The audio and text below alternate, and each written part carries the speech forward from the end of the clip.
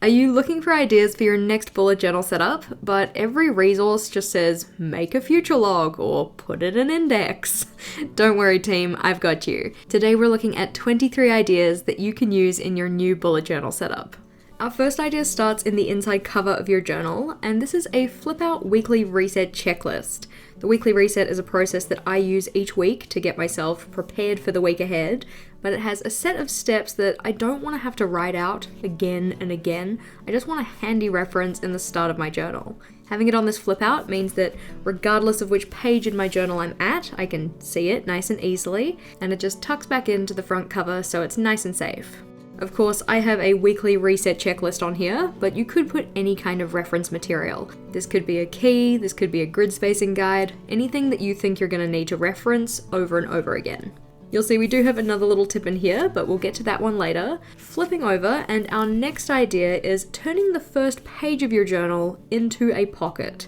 Now, the first page of the journal often is stuck to the kind of card that the nameplate page is on. It can be a little bit hard to use. So instead of trying to pry the pages apart, you can just flip that page over onto this side and then tape it down along the left and along the bottom to turn it into a pocket. While most journals do have a pocket in the back, it can also be handy to have a pocket in the front. And some examples of things that you can store in here are things like a ruler that's particularly flat, paper scraps. We've got a year at a glance here as an example. This one is a free printable that you can find in the description box below. You could put in sticker sheets, you could have a grid spacing guide, receipts, washi cards, anything that's going to be particularly flat so it doesn't add a lot of bulk to your journal. The next idea we have here though, you can see, is a grid spacing ruler. So on one side of this one, we have the grid spacings for the horizontal layout of your journal. So you just line it up with the dot grid and you can see we have 26 across, and this one is divided into various segments. So the ones I've included are halves, thirds, and I've also included one called calendar, because anytime I do a monthly setup, I like my calendar boxes to be 6 boxes across. Having these typical measurements on this ruler can make your setup so much faster because you don't have to do the maths every time. And because it's a grid spacing ruler, it means that you can actually bring it to whichever page you're working on rather than having to flip back in your journal and re-refer to it. On the other side, I do of course have the vertical spacings. So on this one again, we have the halves and the third markers, but I've also got the sevenths, so that when you're setting up a weekly layout that requires you to cut the page into 7 equal spaces, going vertically down the page, that one's nice and easy to set up as well. Again, to use this one, you would just line it up with the dot grid on your page, making sure that number 1 is in that top box, and then you can see all of those spacings nice and easily. Makes setting up your layouts so much faster. The third idea we have is another one that I've stored in this front pocket, and that is a monthly bill timeline. For this one, we just have the numbers 1 to 31 going down the little bookmark, and we've put in things like when your rent or loan repayments are due, if it's on the same day each month, when maybe your charges for Netflix and other services that you're subscribed to come in. In particular, these are for ones that are on the same day each month, rather than ones that are on a different rotation. So for instance, if your power bill comes in at the 20th of each month, you could put it on a little bookmark like this. And then all of those can just tuck back into our pocket that we have at the front. The next idea we have is a year in pixels, which you might have heard of before, but typically it's used to track moods. I think that you can use a year in pixels for essentially anything, and I've got some ideas here. So for instance, moods. You can also use it to track things like weather, your spending, your productivity, energy, anxiety, a yearly challenge, and so on. While most year in pixel trackers are set up so that you have an initial along the top for each of the months of the year, I've set this one up differently so that you can see each of the weeks going across. So week 1 for the year, week 2, week 3, and so on. You could of course number this, so go and write in each of the days of the year in here. So for instance, January 1st might be on Thursday, so I'd write J for January 1st, and then I'd write 2, 3, 4 for the 2nd, 3rd, and 4th of January, just so that using this can be a little bit easier. Effectively though, each box represents a day of the year, and you can set yourself up a little key so that you know what each of the colours mean. The nice part about having it done in this format, where you've got Monday through Sunday, or however you like to structure your week along the top, means that you can more easily identify weekly patterns. So for instance, if you were using this as an energy tracker, you'd be able to note your weekly energy cycles. Which days of the week do you feel lowest in energy typically? Which days of the week do you feel highest in energy? That kind of stuff. Flipping on over, and the next idea we have is a 52-week challenge. You can find heaps of challenges online, or you could make your own one. The challenge that I have here is a weekly page making challenge for your journal. This is one that we're running next year, so if you want to join, make sure to check the link in the description box. But effectively, for each of the weeks in the new year, we're going to be making a page in our journals.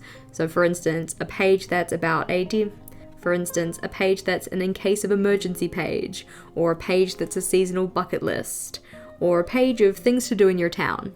That kind of stuff. A bonus idea is that you can also use QR codes in your journal, so that if you have a reference material that's online that you want to be able to reference in a pinch, you could set up a QR code that takes you to that website. The 7th official idea that we have though is a snapshots of the year page. So effectively, a layout like this would have a box for each of the months of the year, and then at the end of those months, you could record what kind of major happenings happened in the month.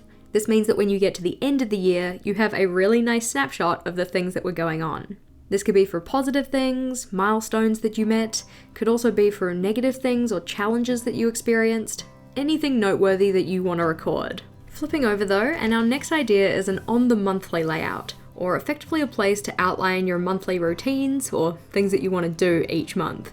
This one's set up so that we have a list of tasks down the side, and then an initial for each of the months of the year. As you complete the task in each month, you then just put a tick in the box that corresponds to that task in that month. You may want to theme this list or have it in various sections based on the things that you want to do, so it could be cleaning related things, self-care related things, etc. The idea that we have at the bottom here is a what in the world layout. Depending on how much you want to record, you might want to use more than just the corner of a page, but on a layout like this, you'd record worldly happenings. So for instance, in the example here, for the first 6 months of the year, I've written down a major headline that happened.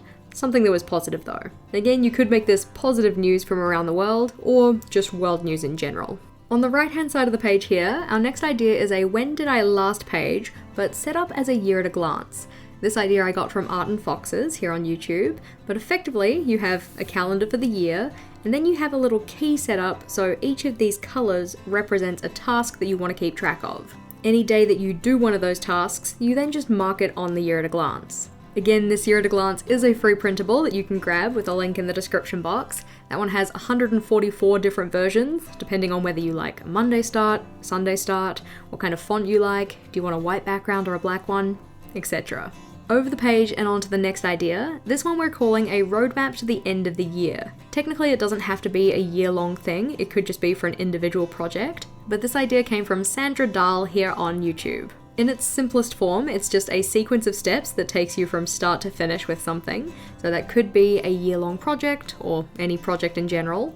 The one that we have here is for me setting up my Cricut, which will hopefully happen eventually. So picking a time, to declutter my office, to make an inventory of the office, to figure out what I have, etc. I've done this one fairly decoratively, but you could just do it as a regular list. And of course, it can be used for a goal, or just for fun stuff. The idea we have at the bottom here is a daily planning routine, so a sequence of steps that you want to take each day to ensure you're getting in and using your planner. My recommendation for this one would be try and make it so that it is sequenced, so that you can work from top to bottom with that list. Now if I take the edge of this page and just move it a little bit, you might be able to see that the checkboxes on that one are shiny, and that's because I've stuck a piece of regular sticky tape over the top. This brings us to our 13th idea, which is reusable checklists.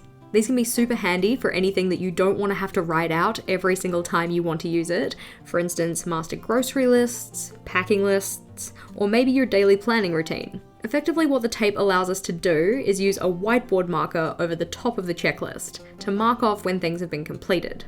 Because this isn't going directly onto the paper and is instead going onto that sellotape, we can just rub it off at the end of the day so that the list can be reused the next day. While mine just uses sticky tape to do this, Julia Royal has some other ideas of how you can set one up like this, and there's a link to that video in the description box too. Our next idea though is that of monthly challenges.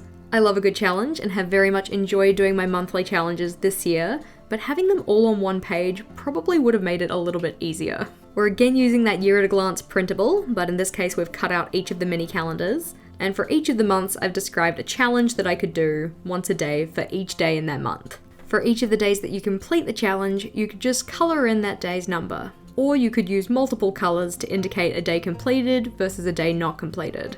You could of course use a similar style layout for a year-long challenge rather than just individual monthly challenges as well. Flipping over, and here's the idea related to that little tip in from the start. And this is the idea of a weekly checklist. So there are some tasks that we do each week that we just don't need to write out again and again. Instead of writing them out, what you can do is build in a little tip in to your setup. So if we flip it out, you can see this houses a list of tasks that you'd want to do each week. Then on the side of your weekly spread, you'd set it up so that you can check off having done those things. So for instance, this one has 5 tasks that you want to do each week. So we have 5 little dots down the side of the weekly that as you complete those tasks, you can tick them off to say that they're done. Of course, writing in 5 tasks week after week probably isn't the worst thing in the world, but if you have quite a list of weekly things that you want to do, this could be super helpful. You just have to make sure that you line it up well when you initially stick it in, so that you can very clearly see which dot represents which of the tasks. The next idea we have is a timed tasks list, and this could again be themed. So for instance, 5, 10, and 15-minute things you could do related to work, related to housework, related to self-care, etc. But this just acts as a go-to reference so that when you have that period of time free, what kind of things could you do during that time? That's not to say we're trying to cram every single thing into our day so that we're using every single minute intentionally, but it can be super helpful. The next idea we have is a project workflow list, and this is in particular for anybody who has work or some kind of thing that they do repeatedly that has the same sequence of steps over and over again. For instance, for me, that would be making YouTube videos or preparing Instagram pictures. So you write out the tasks that you have to do along the top, and then you write out the individual projects down the side in a list. As you do each of those stages for a project, you then just tick off having completed it. I also included a tick box on the side here so that I could say when a project was completely finished. It just helps to keep this tick away from those ones, so it's a little bit easier to see what I'm still working on. For any projects that don't actually need a specific task, for instance, if there are videos that I don't need to film B-roll for or something like that, I can just put a dot in underneath that task so I know I don't have to do it. Or you could just tick it off as done. Our 18th idea is that of a weekly reflection page. And this is something that I started using towards the end of this year and found it super helpful to just be doing these little reflections. I typically set mine up in terms of goals and planning, because I like to change my weeklies up every week and I want to keep track of what's actually working. So the wins and challenges that I experienced with regards to my goals, and then the things I liked in my planner versus the things that I didn't. I've got a note here that you can also include ways to improve on those things. So for those challenges, what could you do next week to make them less of an issue? For the things that you didn't like in your planner, what could you do next week so that those things don't come up? A similar idea is that of a monthly reflections page, and this is one that I have again been very much enjoying using this year. How you set it up and the sections you use are completely up to you, depending on what you actually want to reflect on, but you could do things like statistics for social media following, if that's something you care about, things that are completed and incomplete, things that are coming up in the month ahead, next month's goals, things that you're proud of or things you want to try, maybe just some general journaling or a focus that's coming up. Really anything that you want to reflect on. Something that I think pairs very well with a monthly reflections page is that of the monthly action plan, or an actions list. Of course, you don't have to do this monthly, it could be a weekly or quarterly or annual action plan, but effectively this is your go-to place to actually map out what working on and thus achieving your goals looks like. Mine's set up so it's based on a kind of monthly view, so what tasks do you need to do once in the month? What tasks do you need to do weekly, and what tasks do you need to do daily? The monthly task list is just a list that you can check off. The weekly one has the numbers 1 to 5 to represent the 5 weeks in the month, and then a green dot means that that task got completed in that week, and an orange dot means that it didn't. For the daily tasks, I've drawn these out as mini calendars, and a tick represents the thing having been done, and a dot means that it didn't. Typically, my action plan spans an entire page, but depending on how many actions you have, or how many weekly versus daily versus monthly tasks you have, you might need a 2-page spread. If you're feeling in a rut with things either in your journal or just in life in general, what could be helpful to have is a try it this way page.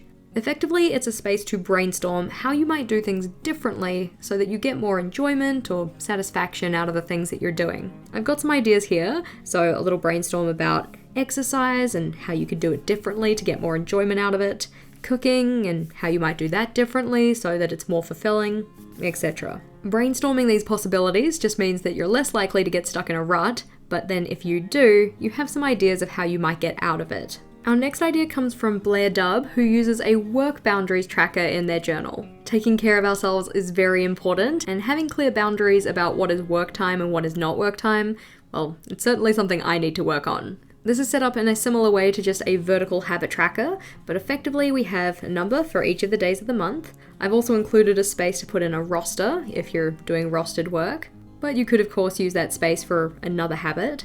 And then we have 5 habits related to work boundaries. So starting and ending on time, making sure that you're honoring your lunch break and actually using it as a break, taking other breaks throughout the day so that you don't burn yourself out, and then also just asserting yourself at work. So that could be things like saying no to extra responsibilities that realistically you don't want to take on, making sure that you're being treated with respect in your workplace, whatever asserting yourself looks like for you. A lot of us don't necessarily go to work every day though, so I have a colour to represent that no work was done on that day because you weren't rostered on or you didn't have work scheduled. But otherwise, the peachy kind of tone means that the task was completed for that day. Flipping over, and the next idea we have is what I'm calling a yearly routine builder. This one is separated into various sections depending on the frequency of the tasks that you want to do. So we have a daily section with a little list of things that you want to do each day, and also a note to put that on your habit tracker rather than trying to track it on this page as well, though you could set up a separate spread to track the daily stuff. We have a weekly or fortnightly section, so the 2 at the top are fortnightly or do once every 2 weeks kind of tasks, whereas these ones are weekly tasks. So you can see the top 2 have the numbers 1 through 51, but going up in 2s. So 1, 3, 5, 7. So that's the 1st, the 3rd, the 5th week of the year. Whereas the ones at the bottom go from 1 to 52 with every number. So that represents the 52 weeks of the year. Again, as those tasks are completed, you just colour in the number to represent that it had been done. One colour could represent that it had been completed, and another colour could represent that it hasn't. Similarly, on the other side, we have the monthly version, so this is just with the numbers 1 through 12, representing each of the months of the year, and then we have quarterly with numbers 1 through 4 to represent each of the quarters. We also have a biannual, or you could just have it as an annual section, with a checkbox to represent the 2 times a year you want to do these things.